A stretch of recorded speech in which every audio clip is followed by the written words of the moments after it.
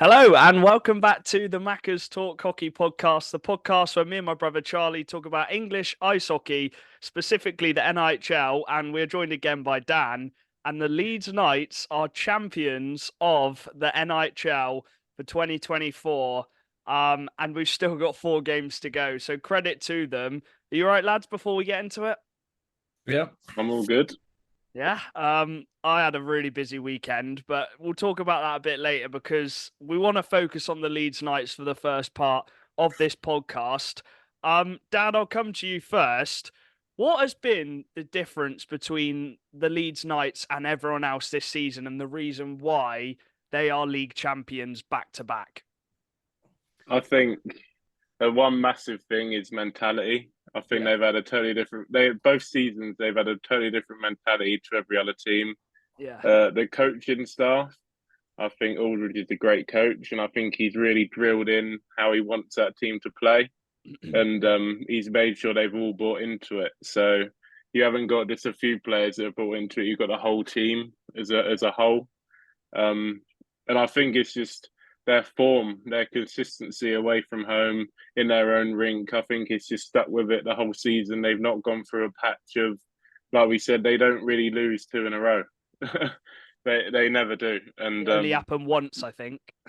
yeah, and I mean, if you do that through the whole season, you keep it going, it's only going to be good things at the end of it, which they've obviously got now. And that one time was in the cup game anyway. So actually, in the season, they never actually lost twice in a row.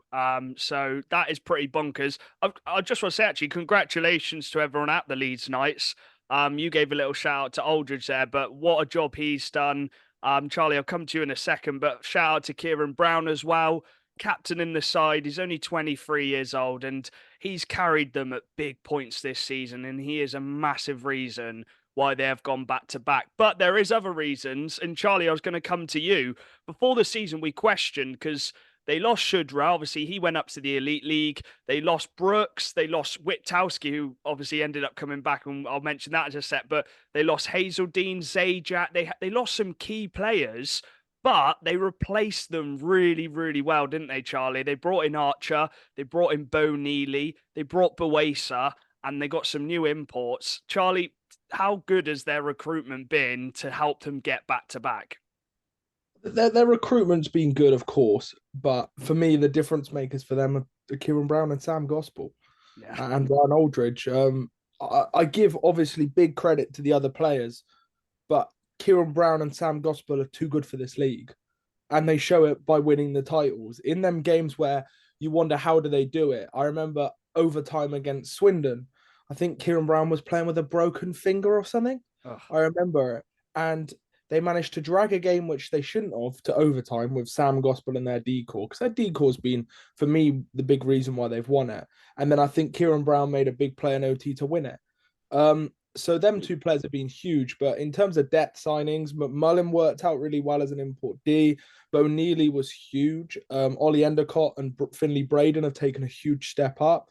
I think Boyce has helped fill the gap of Cole Shudra, filling into their top six. I think Barron's been that steady head, which they've needed. I think Witkowski coming back has been the player they needed because they know what they got from him. And like, for example, Harrison Walker last weekend. I don't think Harrison Walker, and I think he'll agree, is one of the best goalies in this league.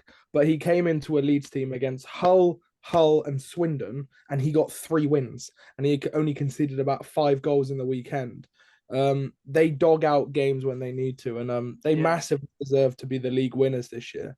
Yeah, I think I'll go through the roster quick because we'll just bring up the names so everyone knows who's been a part of this team, who has won the league this season. But you mentioned Gospel, Harrison Walker there. I think he is a big part of this team because he's a big personality off the ice as well. And I think that's huge for camaraderie around the team. And I've heard he's a bit of a joker in the locker room as well. And when he's come onto the ice, he got the 6-point weekend. Lewis Baldwin has been there from day one. You got Colvin, who was a new signing, a new depthy D-man. I think he's been solid as well. Griffin, you know what you're getting with him. Dylan Hare, both Hare brothers, I think they've been really good. Bo Neely's one, Dan, who come in, and there was a bit of debate whether he was going to be able to come in as that English player. He managed to get through with it because he did play 2 years in England. he's been phenomenal this season for the age he is. And he wears the fishbowl as well, which can sometimes be a bit harder to play in than without it. Do you know what I mean? Yeah. I'm glad it's worked out for him. To be fair, like I said, he's one that I've always wanted to do well because I've obviously watched him in his first game and he sort of caught my eye straight away. So I'm glad he sort of carried on with that and not lost his form. Well done to him. Yeah. And then, as you said, Charlie, Noah McMullen, he had that big injury at the start. So they literally had to play a few weeks. It might have even been a month without Noah McMullen, one of their imports. They didn't replace him either. So credit to them for going the month without that. Now, they did have, what was his name? Sorry, it's escaped me. I did just have it. They replaced him with Witkowski. Charlie? They had 2 imports this year. They had Atkinson's, Conga, and then Witkowski. Oh, sorry, Josh Adkins, Conga, and then Witkowski. Yeah, Charlie, you're right. Sorry, that's poor from me. They had Josh Adkins, they had problems with imports throughout the year. Yeah. And they still overcame it. Atkins, I believe the reasoning was he didn't turn up in the big games. That was what came out, and that was a bold move by Ryan Aldridge. Bought in Conga, had a load of silly drama with that. Set how it is. Leeds didn't care. They go win the league. I rate it. They had adversity this year. They had silly problems, annoying moments, but you don't remember them now because they've got the trophy. Yeah. No one cares about them now because they've won the trophy. That is a bold move from Ryan Aldridge to get rid of those imports, I think. Obviously, the Conga one was a bit different, but bringing in Witkowski, who we know was good last season, he's got 2 points a game this season since he's come in. It's just those kind of moves which I think make them so much better than everyone else because they just get it right. He gets it right. And he brought in, let's shout out to Innes Gallagher as well. He scored against the Bees. He come in from the league below. He got that trust from Aldridge because he's very, very good with the younger players. And he's been a massive part of them, Dan, on that third line to the back end of the season. And he's actually scored some big goals, hasn't he, as well? Yeah, it's been a lot more of there's been a lot more troubles this season with Leeds than last season. It was more of a smoother run through the whole season. They sort of kept their roster. They didn't really change up. But this season, like Charlie said, they've come up with a lot of adversity. And they've handled it well. And you can see how professional they are when handling these things.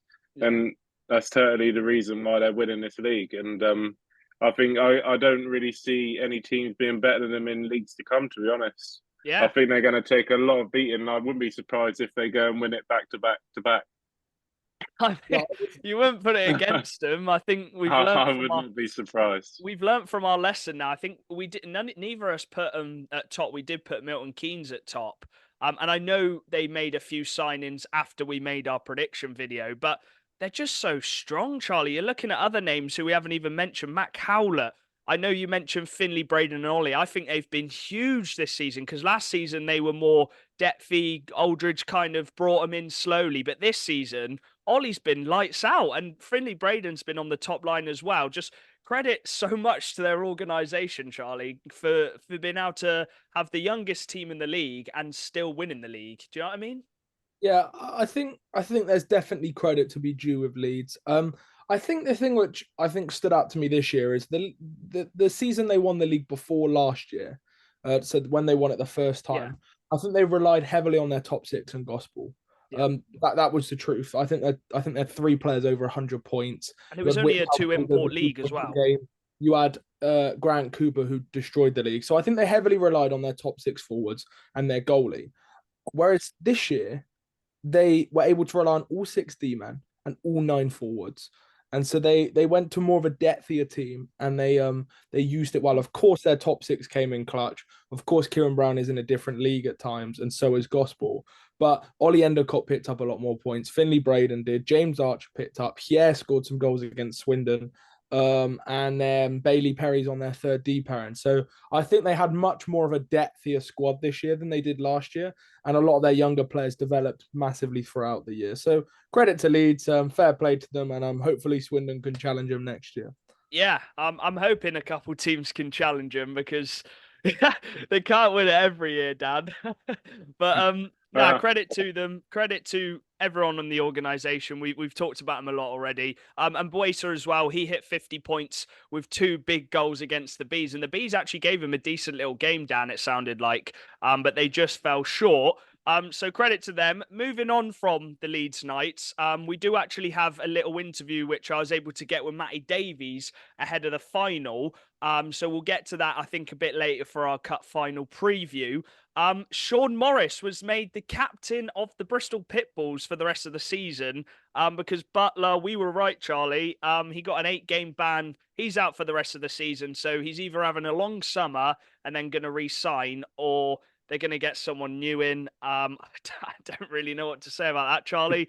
Again, as we say every week, just Bristol just waiting for the end of the season, really, aren't they? I've said enough about Pitbulls. They're ready for 24-25. Yeah. The other Morris comes in, Dan, and he gets a ban as well. So he got checked then, and he's out for the rest of the season now. So it's just bonkers.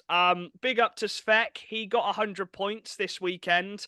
Helped by the 6 goals which he scored against Bristol on Friday night.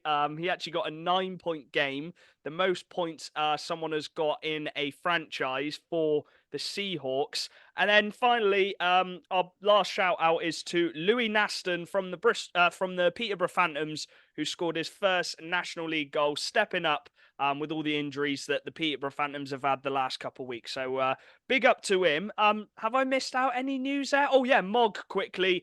The day after we filmed the podcast last week, he literally signed an extra contract. And Charlie, I'll actually come to you. That is quite a big player for next season. He's been really, really big for them if they do get the playoffs this season. Mog's really underrated around the league. Yeah, I agree actually. He's a top D man. He'd get on any top 4 D core in the league. He's solid. He does his job. He knows how to play. And he's been a big part since he's come back from his injury. I think Bees have picked up the best form of their season. Would you say, Dan? Yeah. I think Mog's a huge part. And then I haven't even mentioned the fact it's their captain who's back. So they got their captain back. They got the Rat King, and then they got Goodbye. So now we need the Dreisaitl to them at David. Yeah, we're still waiting for that Balaz announcement. Fingers crossed. I reckon that'll come at the end of the season. I reckon. Oh. Wait until the end of season awards night. I reckon that's going to be the big thing. Touch wood. Everyone touch wood. We love Ballas. Right, moving on to the results, because it was a very busy weekend. We had games on Friday, Saturday, and Sunday. It was a jam-packed weekend. Starting with the Friday, and we'll talk about the Bees. They won a huge game for the playoff battle, 4-2 against the Raiders. Dan, you were there. How good were they on Friday? Because Raiders ain't an easy competition, and with the pressure games as well coming to the end of the season, that's a huge 2 points. Yeah, no, it's a really big. I wasn't actually there, but Oh, you're not there? Oh, my bad. No, I wasn't. I was fake fan, Dan. But yeah, that's mate. I mean, joking, a man has to work. I was gonna go. But yeah. But still, how big is that 2 points for them? Because that put them at the time 5 points ahead of the playoff spot. Well, above the playoff spot. Yeah, no, it's a game that they definitely had to win, and Goodbye definitely told them that before the game. I mean, they've struggled against Romford a bit this season. I think around Christmas time, I think Romford went there and scored about 10 past them. I think something like that, and I mean, that is obviously going to be in their head, but I think it's such an important game, and I think they can't let that get in the way of them, and they obviously didn't. Yeah. But it's just a massive game for them, and all the games now are massive. They've had a really big weekend, and to be honest, I don't think they've come out too bad. They would like to win against Solway to get that little gap going, but yeah, it's always going to the end. So it's always a hard place to go to. I think they were without Ross Bottom and Harvey Stead for that Solway game. Charlie, I'll come to you. We have got the the podcast bounce, haven't we? We've had Morris and Will Stead on, and they both scored big goals in that game, didn't they? Yeah, they're picking it up at the end of the year, and they're adding their value to the Bees. But there's still a long way to go. Yeah, there is. A, The a other big game, thing for that is the depth as well, depth scoring for yeah, these. Obviously, you got Stead and Morris both on the third line, I think, yeah. and they're getting the goals. And obviously, you can't complain with that at this point in the season because through playoffs, that's what you want. You want the depth. Yeah, I think it just shows as well the Bees how good they are on their own rink. We saw that against MK. They just knew how to play on it. And I think if they can just win, they can win in the last 2 weeks on their home rink because they got Solway next week. I think they should be all right for playoffs. So if they can just get the home rink wins, well, that was a mouthful. They should be all right. The other game on the Friday, as we mentioned, the Svec show. The Seahawks beat the Pitbulls 12-6, and Charlie, the Pitbulls were 5-4 up at one point, and then Svec decided to score 6, didn't he? Yeah. Pitbulls are waiting for the 24-25 season. And Svek, he knows how to shoot a puck. He's playing well, and I think Sobchak had a fun game as well because I think he got about 40 assists to Svek. Yeah. But no, I think Pitbulls put up a good fight that game. They did. They put up a fight until Morris got a 5-minute penalty, and that kind of bummed them. But I heard from people who went to the game, I heard that Matty Davies was going mental when they went 5-4 down, and it sounded like they reacted to that pretty well by replying with 8 goals unanswered. Well, yeah, and they put a decent little performance on the Sunday, which we'll come to. The final game was the Wildcats versus Steel Dogs, and we actually travelled down, didn't we, Charlie, in my little car? And we actually got there before the team, despite the team leaving an hour and a half earlier. So we drove down from Cheltenham. The face-off got delayed, so the lads were on the coach for a bit longer, but they got the job done.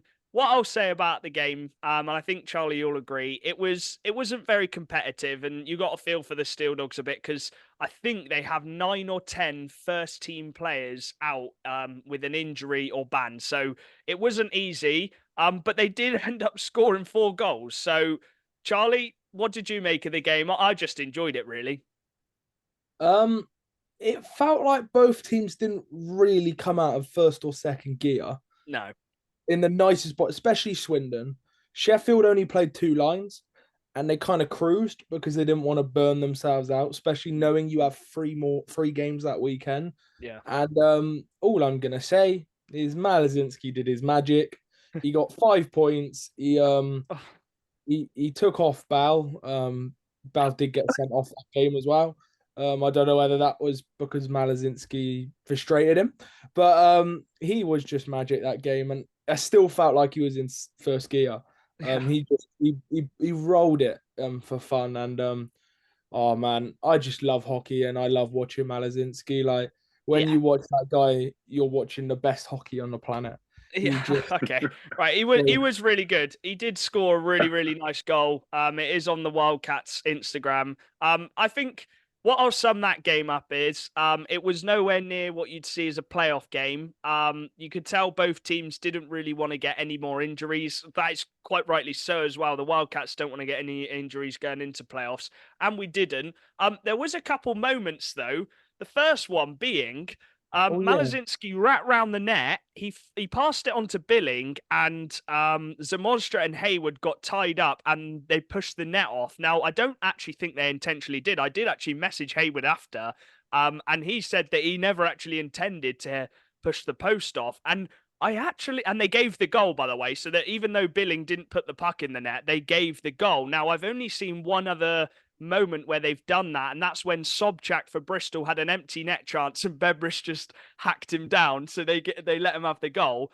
Charlie, it looked like Billing actually miscontrolled the puck, didn't it? But they still gave the goal. I don't actually know if he would have put it in the empty net. I can't lie, I did feel for Sheffield because I don't think it should have been given as a goal. I think it should have been given as a 2-minute power play. And then I thought the refs handled the next situation appallingly. Yeah. In the nicest possible. I'm not here to give the refs stick. No, not at all. But it was very clear why Sheffield were frustrated. They missed a clear hooking or tripping or whatever. Yeah, it was a clear hooking on their Volkanovs. They just had 2 really harsh decisions against them. What bound did he deserve to get sent off? I think he'll. I launched the think he, ball at the he, ref. he threw a water bottle at the ref, and the ref sent him off. And then 3 other Sheffield players got sent off or a 10-minute misconduct penalty. So they had 4 players in the box for misconduct after they got given a goal against them and they missed a clear tripping or hooking call.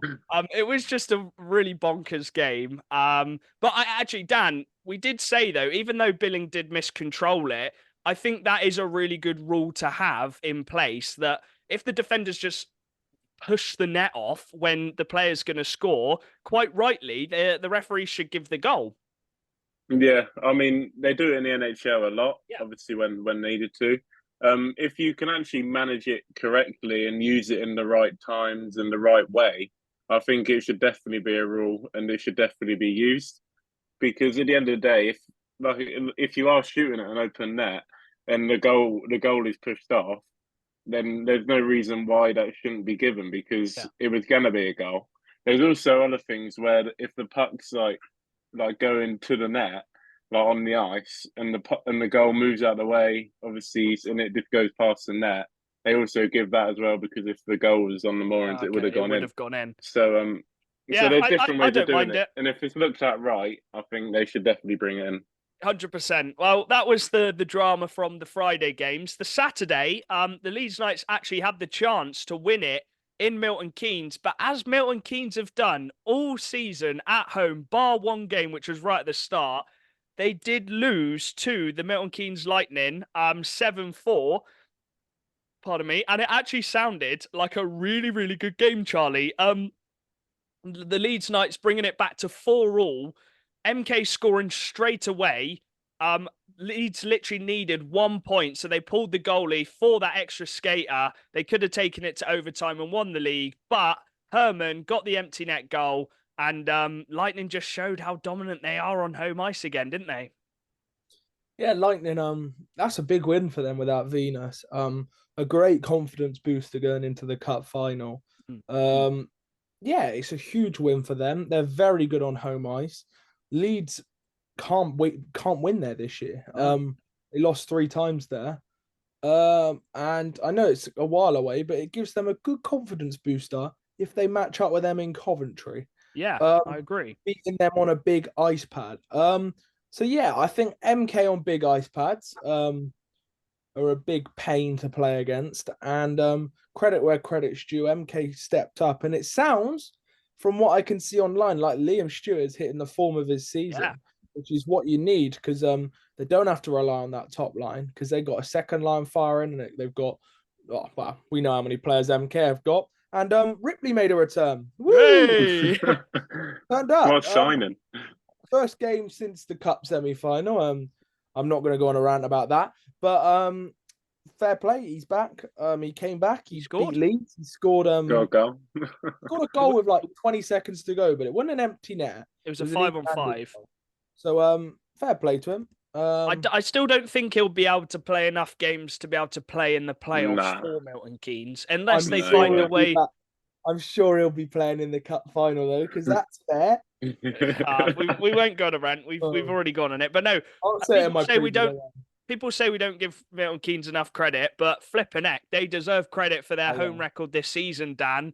But as Leeds have shown, you need to win away as well, and that's been their downfall this season. They can win all the games on home ice. They could have won every single game on home ice this season, but it's been those away games which has been the difference and why Leeds are the champions this season, isn't it?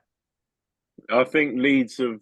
I think I quickly saw it on Twitter. I think Leeds have won nearly the same amount of games at home as they have away. I think something like that. So if you keep that even, you're obviously going in the right direction. But it's something MK need to work on for next season. Is they need to work on that away form, because it proves how important that form can be, because it can be the difference between. Obviously, on paper, MK and Leeds aren't even like that much different. You'd probably say MK are better. Yeah. But that form is the biggest difference that any team can have. So they definitely need to work on that for next season. Being able to adapt to the players you've got on a different size ice rink. And I think that's been the main difference this season. And I know we've given a lot of credit, but I'll say it again: credit to Aldridge for being able to get to be able to get the right players so they can adapt to different rinks. And moving on though, the Sharks actually got a really important win. I actually think if Solway lose that game against the Bees, it is an uphill battle from there because the Raiders also won on that Saturday. So they just keep that 3-point gap between them and the Raiders. I know the Raiders, I think, have a game in hand, but they beat the Bees. So that means it's back to 3 points from 5 points. A 5-2 win on home ice, it just keeps them there, doesn't it, Charlie? It just keeps them within touch, and they've got Bees away on Sunday. They're going to back themselves to do it. Telford at home on the Saturday, a winnable game. Raiders are sneaking away with it. They're 5 points clear. Yeah. It's I've got a soft spot for the Bees, but I think Solway are in a good position. Yeah. They're in a good position there. For their first season, no matter what they do, we've said this many times, fair play. They've done well. But they got a top line of Gardiner, Peacock, and Dunbar. It's gross. It's disgusting. And they're gonna just keep rolling with Arsenu and Kel Beatty. So yeah, I think it's gonna go down to the wire really. And I think that game on Sunday is the decider. Whoever wins that for me makes playoffs. Yeah, 100%. We want it to go down to the wire as well. I know we have a soft spot for the Bees, but it makes the league more interesting. We have actually got the Raiders the last weekend, but as you said, they are 5 points clear. Sorry, don't know why I said 5. 5 points clear. So they should be all right. The other results from that day, the Raiders, as we just mentioned, they beat the Pitbulls 10-4. The Pitbulls actually got 10 goals this weekend. So they may have conceded 22, but they got 10 goals. So fair play to them. The other result from that day was Tigers beating the Phantoms 3-2. And Dan, I'll come to you. Charlie made an interesting point. We could see a team switch it. We could see a couple teams switch it. I know we've mentioned Telford are just that team in the middle, but Peterborough lost both games this weekend, and the Tigers got a 4-point weekend. So we could see the Tigers sneak up to 5th. Yeah, I mean, we just know what Tom Watkins can do at this point of the season. I don't know how he does it. He just seems to turn his team around into something totally different that we've seen for the whole season since the start. I mean, I wouldn't even put it past them to make it to Coventry. You know what I mean? Like, yeah, they did it last year. They did it. They beat MK last season to make it to Coventry, and it's Telford. Like, you just never know what you're going to get against them. In playoffs, they can be lethal. They've got the players to do it. They've obviously got the coach that can do it, and I would say they're more prepared for playoffs this season than last season. I think their team is a lot more prepared for playoffs. Obviously, the players that they brought in of like Hazeldine and all that, they're obviously going to have the 3 imports. They're starting to pick up a bit of form. I think, they're more well prepared for playoffs this season than last. And that could be very dangerous, I think. Yeah, they might go under the radar a lot.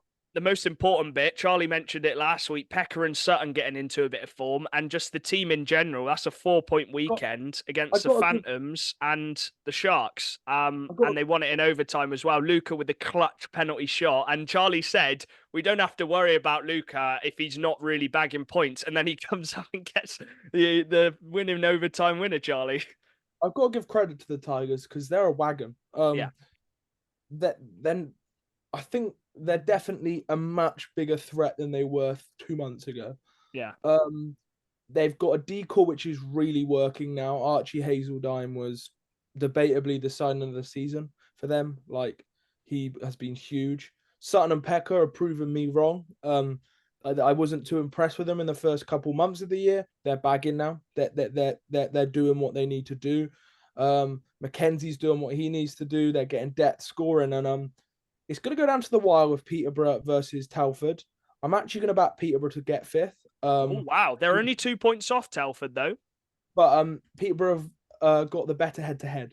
So Telford have to finish a point ahead of Peterborough. So for me, Peterborough just have to win 2 games, minimum. We do have them last game of the season, actually. So if we wanted Telford, we could purposely choke it and give it to Peterborough. I think Peterborough would do it. With Brad Barron coming back this weekend, that's huge for them as well. The main player they've got out now is Duncan Spears, who probably won't be coming back. That'd be a bit of a miracle.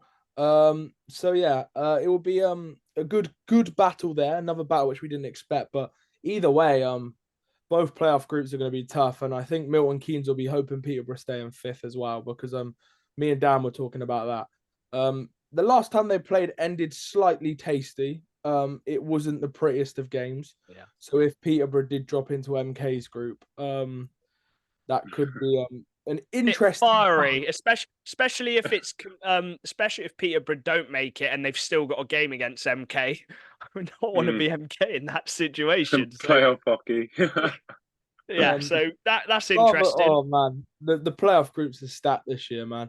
Yeah. If you potentially got Raiders coming in, it's it's going to be very exciting to watch. I can't wait. I love playoffs. I think, as you said, I think it's just Spears out for Peterborough at the moment, and Padlec's not playing at the moment, so we'll have to see what's going on with that. Right, the Sunday, the final games, and then we'll do our little cup final preview. The Knights obviously beat the Bees 6-3 to win the league. A tough couple days for the Bees, away in Solway and then away in Leeds. Not very easy, especially when they're missing a couple players as well. As we mentioned, the Tigers beating the Sharks in overtime 4-3. The Sharks just picking up a point though, and that's one more point to get behind the Bees. Actually, I think. Yeah, sorry, that point's huge, Charlie. I know you mentioned last week the Solway Sharks losing in overtime to Peterborough, and that lost them a point.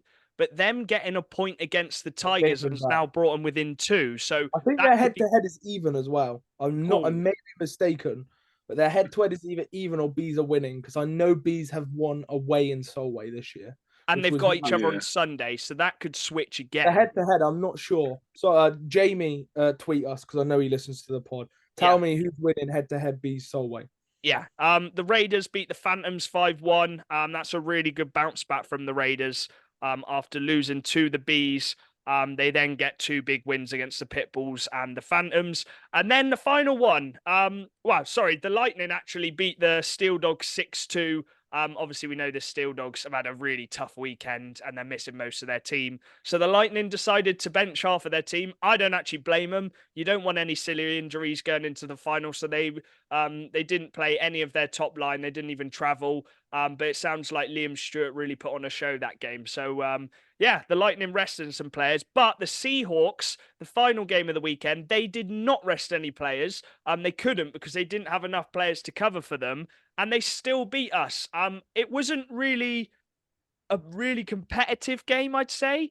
It was more competitive than the Steel Dogs games, Charlie. But both teams don't really have anything to play for.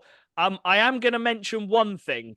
The puck did cross the line. It hit the back bar. So the game started. Jones actually got the puck, flicked it into the goal. It hit the back bar and come out. I got it on record. I did put it on Twitter, and you can see the puck is in the net. Now, I'm not going to go in on the refs because I was quite harsh on them last time, but they are human. They're going to miss things. But this is where my point comes, that we need to support the refs and have video replays so they can have help, because I'm not saying we would have won that game, because Hull definitely deserved it on a whole, didn't they, Charlie? But if we scored that goal, I don't know if Bonner doesn't go up the other end and score his goal. And if that was a really important game where that's a decider for a playoff place or whatever, that could be a massive decision. So I think video replay does need to be brought in, Charlie. I know you and Dan were smiling at each other there. What are you smiling about? Just the comment on the refs last time. But all I'm saying is we scored 2 fair goals that game and both got disallowed. I wasn't particularly happy. It's one of them things. Swindon played really, really well in my eyes for a Hull away. McLaughlin won them the game. He was so good. Mistakes. I'd like to see video replay, but only if every team in the league can afford it and can sustain it and do it to a high standard. I don't want to see rubbishy technology where you still can't tell, because it just causes more problems. McLaughlin was really good and Hull were really clinical. Swindon had the better chances of the game in my eyes. I thought we played the we had more shots on goal, I think, as well. Thought we had the better grade A chances, but I think McLaughlin saved 3 1-on-1s, as my dad would say. Swindon are not clinical enough. He loves saying that. Yeah, their Svet goal, by the way. Oh, it was gross, man. If you don't know, they got it behind the net, they won it back. Barmer with almost like a first time pass straight across to Svek, who one-teed it in. Fair play to Hull. Getting McLaughlin on form for the cup final, as I'll mention later, was big. Yeah, it's never a bad thing. I thought we were going to get through the game without Svek scoring against us, but no, he got the goal against us. And as Charlie said, I think Hull did really well. They scored the chances, which we didn't score. They were just more clinical than us. Ulrich scored a really nice goal as well. So yeah, I'm not complaining about the refs at all. Do I think he should have got that one right? Yes, I saw it. I actually celebrated. You can hear me on the video. But it is what it is. There is nothing to play for in that game, really.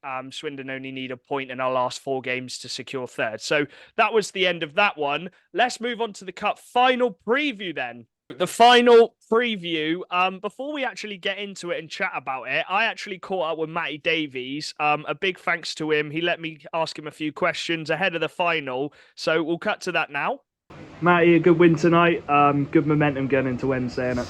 Yeah, it's obviously a tough situation when, there's not a great deal to play for, but, look, they're on the back of 3 and 3, it's tough. So we had a job to do, and yeah, I thought it was one of them games that, not brilliant defensively from both teams, but, Geordie played really well, and yeah, we just wanted to get the rhythm right for Wednesday, and it was trying to, we managed a lot of the first lines lice and stuff like that, which, it's tough to do in a game when it's close and against a good team. So yeah, I mean, yeah, we've got the points, and yeah, we've got obviously a massive week, and yeah, look, tonight we probably, looking back, I wanted to rest a couple of them, but we just didn't have the numbers. We had a couple of lads that couldn't make tonight, and one of the young lads got banned as well last night. So yeah, it just, we just couldn't do it. And on the flip side to that though, it means you guys get a bit of momentum. Jordan was really good tonight, and that's always a good thing going into Wednesday. Yeah, so yeah, I mean, it's one of them. I mean, our lines have been a little bit all over for the past month, just because we've had like Bobby out and trying to get guys and Bonner back and stuff like that. So going back to sort of the lines we had for the semi-final, which was always the plan, and then obviously we wanted to try and get some rhythm tonight with that. So yeah, you're right, just get the lads feeling good about it, confident, and yeah, always great when Geordie plays like that. It can never hurt. But yeah, it's going to be a tough game and a tough tie. So what's the preparation been like? Obviously Owen's come in, he's been absolutely phenomenal, and it seems like you've got those lines set now for Wednesday. You've got all your big boys as well, there's no injuries. So what's the preparation been like? Preparation has been good. I mean, I'd say we've been preparing for this for the past 2 or 3 weeks, just in the way, we do video and the way we sort of look at the game. The way we're playing has all been sort of geared to that, which obviously, look, you've still got to play the games that you're in, but yeah, preparation has been, a lot of talk has been around that game, and or the 2 games, and obviously, look, we know how good they are, we all do, but I do think, we've got a way of playing against them, and I think, it's going to be a good night, and full crowd in here, sold out, it's great. What do you think has been the key to your success in them games? Obviously, you are the only team to have beaten them in their own rink, which says something about this team, doesn't it? Yeah, I think, look, we beat them early doors when, it was, early on in the season, you're not settled and everyone's not quite going. But, we've also played there not too long ago, and with barely any players, and we I think it was 5-2 it finished, and, we could have come out of that with more. Look, I just think, that team is offensively really good, and you have to go into that with that mindset. The way we set up and the structure of us is very much so, trying to counteract that. And plus, look, when you've got Brock and Deck on the back end, I know you boys talk about them a lot, but they are, they're the 2 best in the league, for sure, as a pairing as well, and it gives us so much, in terms of offensive, but also the way they can shut the best in the league down. And we did that last weekend, but unfortunately they've also got another line with Howlett and Witowski on it, so it's really hard. But look, I think for us it's just brilliant that we're in there, right? And I think us to be in there for our second season is really proud of the lads and really proud of the club for us, even getting to that stage. But I want to win it. I want us to turn that team over that everyone thinks are probably going to win. They'll be favourites, and that suits me fine. But look, we're hungry in there. The lads, tonight. Look, it's tough when you've got a massive game coming, and they was obviously tired. So it was one of them games, but. We'll be raring to go for Wednesday, and it's going to be a massive night. And finally, obviously, it's looking like it's going to be a packed-out crowd, sellout, and it's going to be a sellout down there. What's your message for the Seahawks fans? Yeah, just look, I think it's real exciting for us as a club that we're in such a big game like this before the end of the season, and that's why all the teams want to be in that cup, right? And I think it's a huge thing for the club and everyone around it. But look, I think for us, be great to just see so many people down here, but really making it a real hostile place, for them to come into. And Hull notoriously is that, and I'm sure they will be. But we've got, our new shirts and everything. It'll be a great night, and again, they'll bring a lot, and they have a great following there. So it'll be a great 2 legs, and it'll be feisty, mate. There's no love lost there, obviously. Thank you very much, Matty Davies, for letting me ask a few questions about the final. And Charlie, it's set to be an interesting one. Matty says he's all right with them being the underdogs in this final. Where do you see this one going? Because I think this is a very, very tricky one, because they've been the only team this season, really, who's got the best of Milton Keynes, home and away. Yeah, it's an interesting one. First of all, shout out to the Seahawks. I know I wasn't there, but the amount of love that club has shown this podcast is amazing. The amazing commentary guys. Second best commentator. Oh, big ups. Sorry, Charlie, sorry to interrupt. Big ups to him. He let me go on their live stream and have a little chat with him as well. So big ups for him for letting me go on that. I can actually use some of that for my uni assignment, which is really, really helpful. And he said that I could probably hop on for commentary next season as well. So big ups to him. Charlie, go back to Connor, by the way. So the whole Seahawks have been amazing as a club. They've shown us so much love. Yeah. And it's nice. It feels like our family over there. I was gutted I couldn't make it, but I got to work. And I do think Hull are going to do it. Wow. I really do love the whole Seahawks this year. Lee Bonner's gone into his cup final trim. He's got a massive. Oh yeah, I saw that. They love it, man. They love knockout hockey, and I just remember the old Hull where they won the playoffs, and in them big games, they know what to do. And I think it's going to be a very close tie. It's going to be crazy. Obviously, Venus is missing the first leg, which I do think makes a huge part. And from what I can tell, they're going to be playing Chamberlain, Svek, and Sobchak. So whoever's line is playing against that line is in danger. And then the second line is Uric, Salem, and Bonner. They are on fire. And another shout out to a player who I think has proven me wrong this season is Jones. He was actually really good in the game I watched. Very good penalty killer. And then the big factor for me is the goalies. I think whatever goalie has the better series, in my opinion, wins the tie. I think, and I know that sounds like a big statement, but I think both teams will really match each other well. A bit like Swindon versus MK.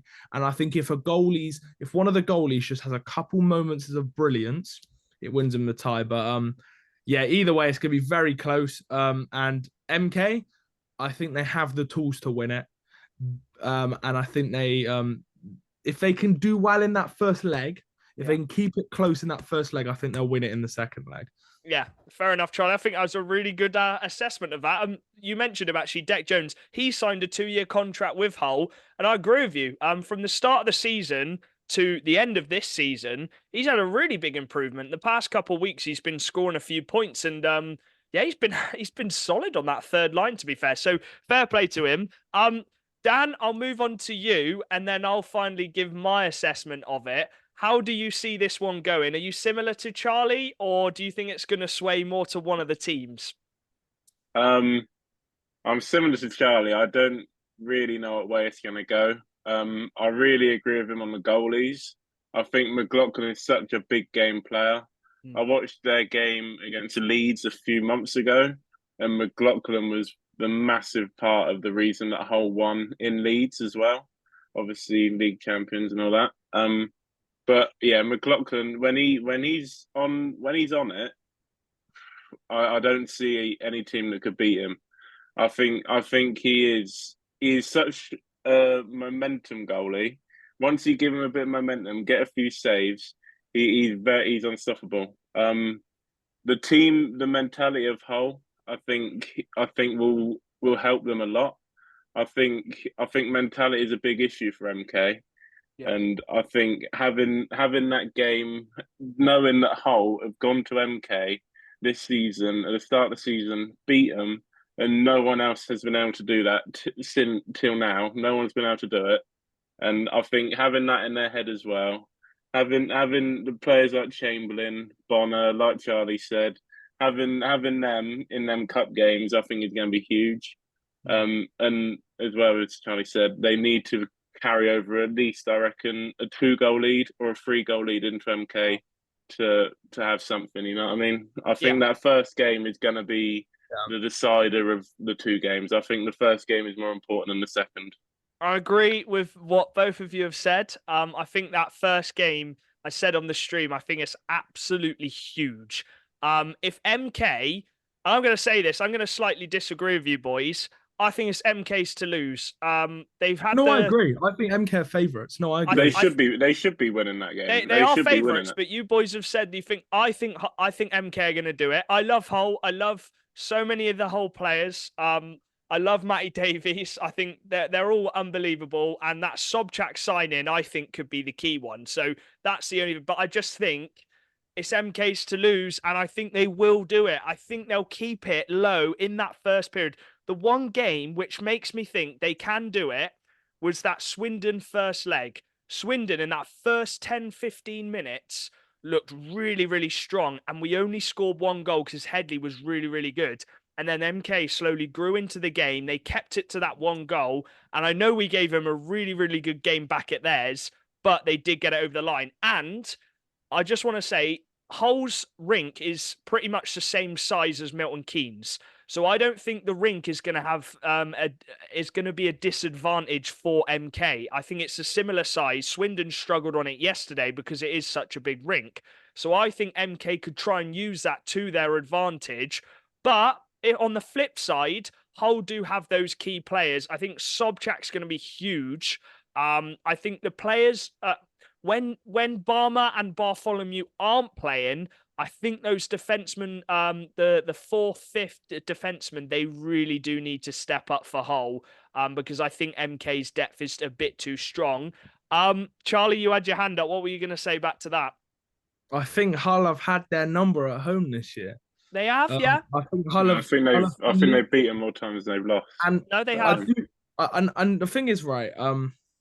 I think it'll be a 1-goal game either way. I genuinely do believe it. I think it will go down to a goalie pull at 1 goal. I really don't see one team going away with that. I do think Venus missing in the first leg is huge. It is huge. It is. His 2-way game is debatably the best on that MK team. But like, this is the best bit, is the fact none of us have a donkeys. You can't predict it. It is amazing. It is amazing. It'd be funny if one of MK or Hull, well, it wouldn't be entertaining, but if one of MK or Hull won by 5 goals in the first leg.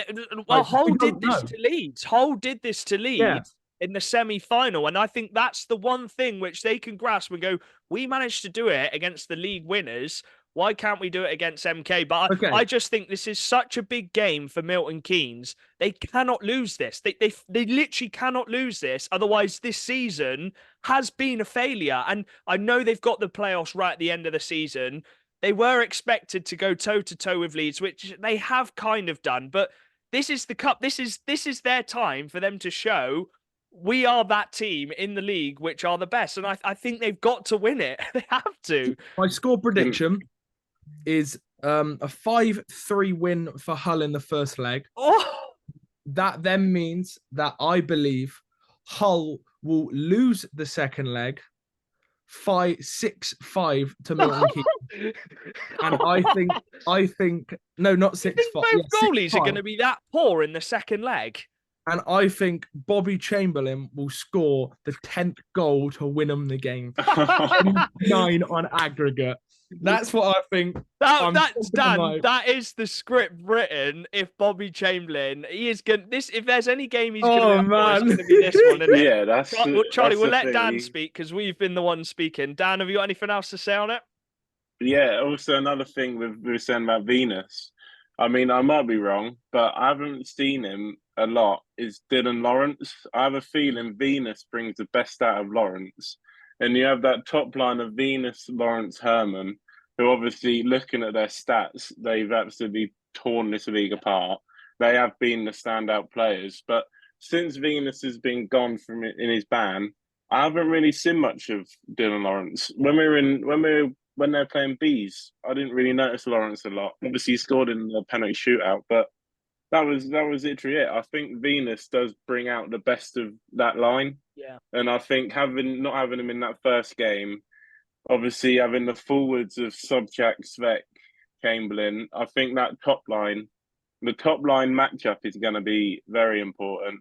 But also going from what you said as well, the whole D-men, I think the D-core of MK are a lot stronger and will support their goalie a lot more than what Hull will support McLaughlin. You know what I mean? Because obviously Bartholomew and Balmer are literally playing like 40 minutes a game.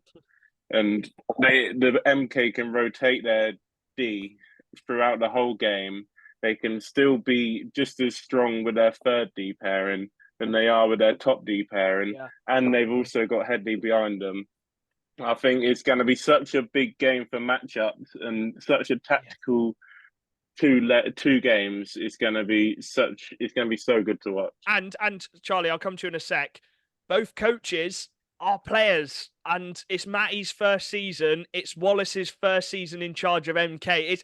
It's honestly set up to be such a big final. I think there could even be just a real capitulation for one of the teams. I really do. I think one of the teams could run away with it come the second leg. Charlie, what were you going to say?